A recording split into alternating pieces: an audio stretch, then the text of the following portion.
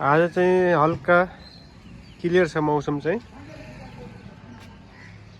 खासै त्यस्तो चाहिँ छैन। जे होस् भनौँ न 2-3 किलोमिटर चाहिँ देखिन्छ, क्लियर देखिन्छ। अनि त्यसपछि त सबै टुवालो लागेर केही देखिन्न। यो सबै धुलो हो, एकदम खराब छ मौसम अहिले यसपालि। हाम्रो धनिया नि फुलिसक्यो, के खाइन् है, यस्तो छ। बरु यतातिर हाम्रो यो फर्सी हो कि के भन्छ यसलाई, यसको नाम त खासै थाहा भएन। फर्सी नै के भन्छ, फर्सी नै होला। यस्तो दुईटा फलेको छ है। अनि यहाँ पनि यो फल निस्किँदो रहेछ। अनि यसलाई चाहिँ यसमाथिबाट फेरि एउटा फुल निस्किँदो रहेछ साथीहरू। अनि फेरि फल यस्तो बस्दो रहेछ। यो फुलिसकेको यो दुइटै यस्तो हुँदो रहेछ है। उ चाहिँ फुल्दै बाँकी छ। अनि यो धनिया, यो चाहिँ हाम्रो खुर्सानी जमाएको, यो अकबरे खुर्सानी र अनि यो लाम्चो खुर्सानी जमाएको सबै। यो त के भयो, यस्तो सबै मरेछ त हो, पहेँलो भएर मरेछ। ल पानी धेरै भयो कि मैले पानी धेरै हालेको, पानी धेरै नहाल भन्थ्यो बुढीले। अब जुन राम्रो छ त्यो चाहिँ रोप्नु पर्ला। अनि यो चाहिँ चुइसुम हो के हो, बुढीले छरेर, अनि यो चाहिँ यतिको भएछ। पोखरा गएछ बुढी चाहिँ छरेर रोपेर। अनि यो चाहिँ के हो, यो चाहिँ यो साइली बजेको घरबाट लिएको भन्थ्यो बुढीले है साथीहरू। यो यस्तो भइरहेछ, एउटा रोपेको र यस्तो पोका निस्केछ। यो के साग हो है, यो मैले चिनेन। फेरि एकचोटि बुढी पोखराबाट आयो भने म सोध्छु। अनि त्यसपछि यहाँ चाहिँ बुढीले यो रोपेको छ। यो के हो भन्दा पिँडालु, यो काँक्रो हो। यो काँक्रो, यो काँक्रो हुन्छ कि हुँदैन थाहा छैन। अनि यो चाहिँ मैले काटिदिएको, यो यत्रो थियो ठुलो। यो पनि यस्तो भएछ। यो त सबभन्दा सानो, यो राम्रो भएन। यो सिमी कस्तो हुन्छ है, फुल्न थालेछ यो सिमी। अनि यो चाहिँ यस्तो भएछ। अब यसलाई उखालिदिने हो। लसुन खाना रहेको, राम्रो छैन होला। अनि यो पुरानो उयो के भन्छ, खुर्सानीको बोटो फुल्न थालेछ के हो, यो हो त फुल्न छ, फुल्न थालेको। अनि यो अम्बा हो। अम्बा त के हो, यो मर्ने अनि फेरि आँकुरा पलाउने यस्तो गर्छ त, के भएको यस्तो। अनि रोजमेरी। अनि यो चाहिँ हाम्रो पिँडालु, भर्खर टुसा छ है। यो अर्कै खाले पिँडालु, यो कहाँबाट ल्याएको थाहा भएन। सिन्धुपाल्चोको है, यहाँ पिँडालु रहेछ। यो चाहिँ फर्सी है, जुसिनी हो कि यो के भन्छ, यो यहाँ गरिरहेको रहेछ। ल साथीहरू, यो फुलेछ है। यहाँ पनि हल्का हुनेछ। गमलामा रोपेको यस्तो हुन्छ कि हुँदैन थाहा भएन। अनि लसुन यो सुकिसकेको छ। यहाँ नि छ फर्सी, यहाँ नि सुकेछ है। अनि यो त राम्रो भयो नि, के भन्छ यो पुदिना। अनि साथीहरू यो हेर्नुहोस् न साथीहरू, यो के भएको है यसपालि चाहिँ। यो कागती है, एकदम राम्रो फुले थियो। अनि सबै कोपिला हाल्दै फुल खस्दै होइन, सबै यस्तो भएछ। फेरि यो चाहिँ फेरि भएर आएको छ यो फुलहरू। अब यो खस्छ कि के गर्छ थाहा छैन है। नहुने भयो यसपालि पनि। भर्खर फेरि फुलेछ, खसेर यस्तो भएछ। यसैमा फेरि ड्रागन फ्रुट यस्तो भएछ। त्यत्तिकै रहरमा चोइसौँ। अनि यहाँ पनि मैले काटेर हालिदिएको थिएँ, रोपिदिएको थिएँ। यस्तै टुसा पो हालेछ ल।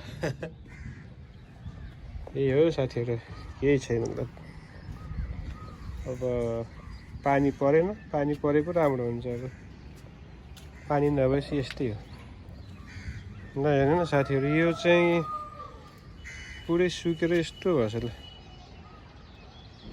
पुरै पात थियो 1 महिना अगाडि है। यहाँदेखि सुकेछ ल, यहाँदेखि सुक्दै गयो यस्तो मरेछ ल। अनि फेरि यहाँनिर जरामा आँकुरा हालेछ ल। यो आँकुरा हो।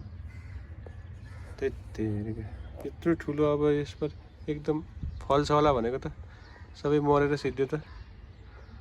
एकदम गुलियो मिठो छ यो, ओराबाट दिएको। यो र उट्याएको ऊ त्यो ठुलो त्यो पनि टुप्पा टुप्पा मर्यो, तलबाट आँकुरा आइरहेछ। के हुन्छ हुन्छ यो। अनि यहाँ चाहिँ हाम्रो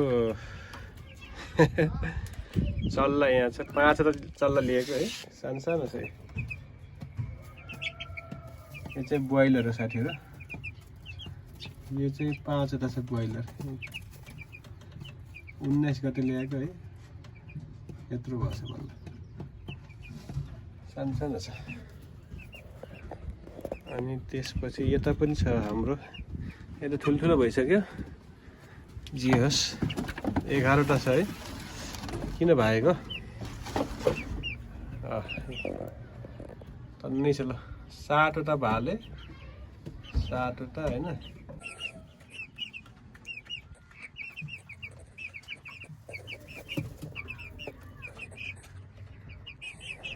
एउटा उता गएर बस्छ, लुकी लुकी खाइरहेछ।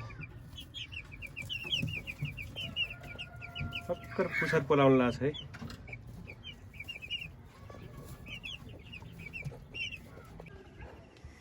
ल यहाँ चाहिँ गिरिराज कुखुरा। अब यहाँ चाहिँ 11वटामा 7वटा भाले छ है। अनि 7, 8, 9, 10, 11, 4वटा पोथी जस्तो लागिरहेछ। त्यत्रो भइसक्यो।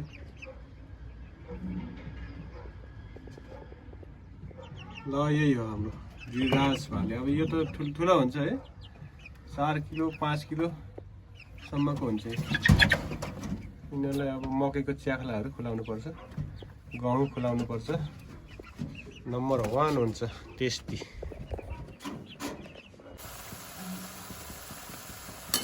अनि सन्डे भयो, सन्डे बायोमेट्रिक भयो, अनि त्यसपछि मन्डे लिखित भयो,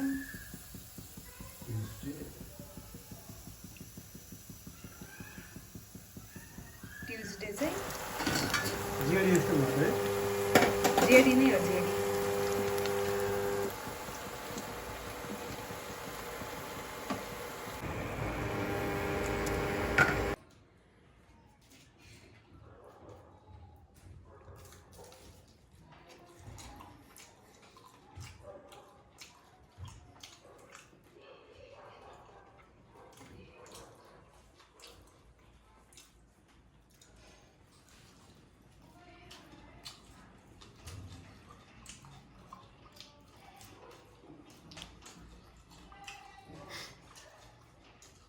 आलु चिप्स।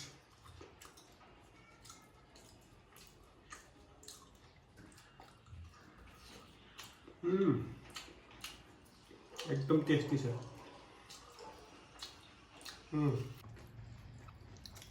कतिको मिठो छ।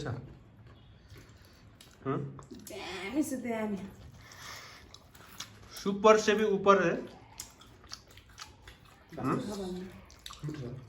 मिठो छ एकदम, सुपर से भी ऊपर है ना।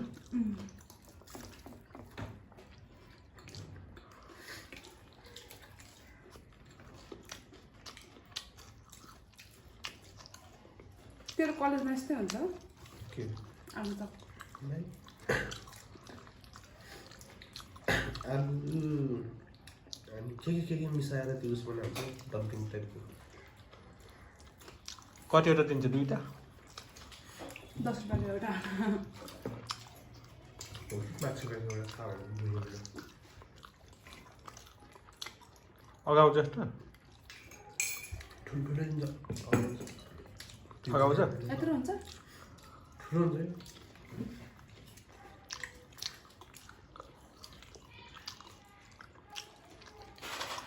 त्यो नि आलु चपै हो कि? नुन ठिक्क भएछ आज एकदम प्रेसर हाईलाई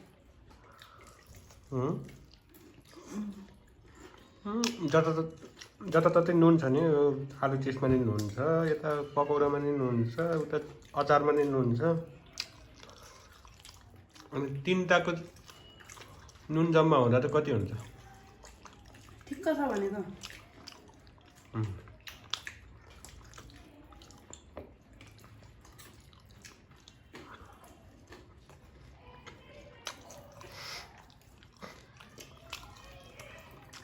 घुमिगिन्ने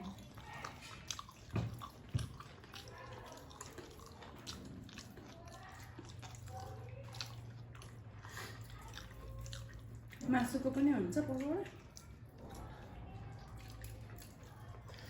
जेको नि हुन्छ नि मासु नि यो फ्राई गर्ने त हो उयो हो क्या चिकन पकौडा हुन्न त यो मसिनो बनाउने मसिनो भन्दा ठिक ठिकैको अनि त्यसलाई यस्तै गरेर होइन बेसन सेसनमा गरेर ट्याक फ्राई गर्नुपर्छ यस्तो सलिड हुन्छ बाबाले खाएको जस्तो कुरा गर्नु खाएको छु मैले कति खायो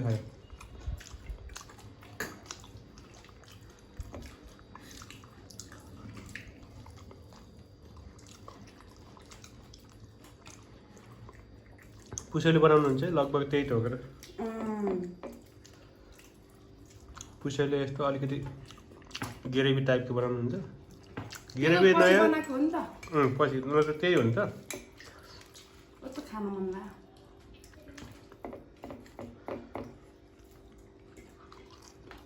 अब भन्दा बित्तै खाना त चाहियो फेरि बात करता है म त अगाए जुस खाएर अगेछ त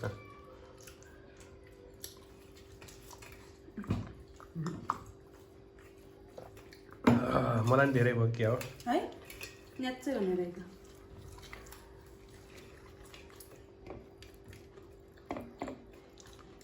अचार हाल्नु बाबा भयो के अरे लाइक सब्सक्राइब अनि सेयर गरिदिनु होला हाम्रो बाबाको च्यानल च्यानलको नाम के हो यामुश्रीस कस्तो लाग्छ कमेन्ट पनि गरिदिनु कमेन्ट गरिदिनुहोस् ओके कमेन्ट बाइ बाइ गरिदिनुहोस् होला ओके बाइ बाइ